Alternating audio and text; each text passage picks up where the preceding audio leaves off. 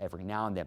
Eye on the tropics, we are keeping an eye on Hurricane Agatha, and it is still a strong hurricane, 110-mile-per-hour sustained winds. It's kind of capped off intensity, it looks like, and it will be making landfall more than likely later on tonight. It's not moving very fast. Northeast at 8 miles an hour. It'll be moving into Mexico. There's a big mountain range right here it will be approaching, so that will shred this tiny little thing apart. It's not a very big storm.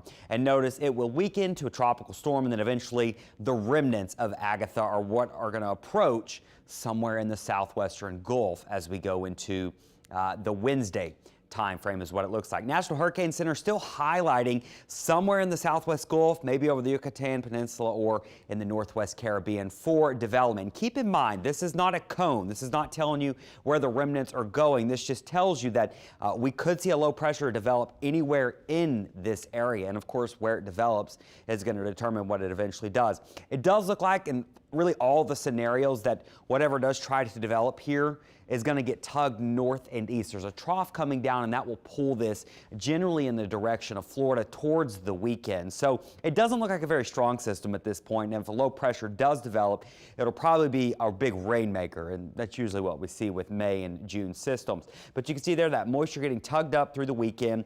Could be some heavy rain around Florida this weekend. Could is the key word there. So if you do have vacation plans to especially the peninsula part of the state, just be checking in on the forecast, especially if you're heading there this weekend. By the way, it is Agatha right now, but if it crosses into the Atlantic basin, it redevelops into a new system, it would get the name Alex. Alex is the first name on our Atlantic list. Agatha was the first name on the Pacific list. We do have two separate lists for those basins. Your 7-day forecast, no tropical impacts to our area for the next 7 days. Good note, good way to start hurricane season at least. It starts June 1st. That is Wednesday. Notice really just staying near 90 each and every afternoon, and there'll be a chance for some storms each and every afternoon as well. We'll be right back.